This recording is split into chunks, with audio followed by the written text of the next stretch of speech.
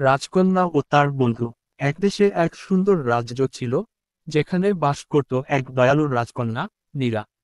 রাজপ্রাসাদের জৌলুসের মধ্যে বড় হলেও নীরা কখনো অহংকারী ছিল না, বরং তার হৃদয়ে ছিল ভালোবাসা আর বন্ধুত্বে পূর্ণ। রাজপ্রাসাদের পাশে ছিল এক ছোট্ট গ্রাম। সেখানেই থাকত এক সাধারণ কৃষকের ছেলে, আরন। ছোটবেলা থেকেই নীরা ও আরন একসঙ্গে খেলা করত।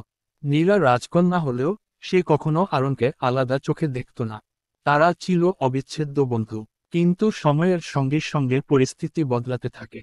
রাজ্যের মন্ত্রী ও অভিযাত্রা মনে করল, একজন রাজকন্যার উচিত রাজপরিবারের মতো লোকদের সঙ্গে মিশতে।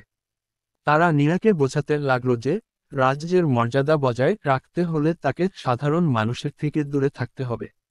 একদিন রাজা নীরাকে ডেকে বললেন, তোমাকে এখন রাজকীয় আদবকায়দা শিখতে হবে। সাধারণ মানুষের সঙ্গে বেশি মেলামেশা করলে রাজপরিবারের সম্মান নষ্ট হবে।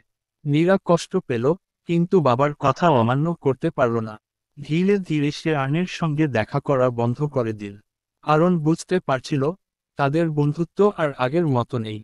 কয়েক বছর পর রাজ্যের এক ভয়ঙ্কর শত্রু আক্রমণ চালায়। যুদ্ধের সময় অনেক সৈন্য আহত হয়, রাজ্যের সাধারণ মানুষ বিপদে পড়ে।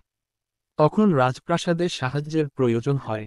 কিন্তু আশ্চর্যের বিষয়, যে মানুষটি সবচেয়ে বেশি সহায়তা করল, সে ছিল আরন।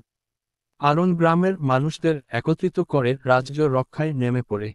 সে শুধু একজন কৃষকের ছেলে নয়, বরং সাহসী ও বুদ্ধিমান একজন নেতা হয়ে উঠেছিল। যুদ্ধ শেষ হলে রাজা নিজেই আরনকে ডেকে আনলেন এবং বললেন, তুমি আজ আমাদের রাজ্যের রক্ষক। আমি ভুল করেছিলাম তোমাদের মতো সাধারণ মানুষকে ছোট ভেবে। নীরা তখন ছুটে গিয়ে আর্নের হাত ধরল। তার চোখে জল, কিন্তু মুখে হাসি। সে বলল, তুমি সবসময় আমার বন্ধু ছিলে। আজ বুঝলাম, সত্যিকার বন্ধুত্ব কখনো হারিয়ে যায় না। সেদিন থেকে রাজ্যে এক নতুন নিয়ম চালু হলো, রাজকন্যা ও সাধারণ মানুষের মধ্যে আর কোনো বিভেদ থাকবে না। বন্ধুত্ব, ভালোবাসা ও সম্মানের জায়গা হবে সবার জন্য সমান।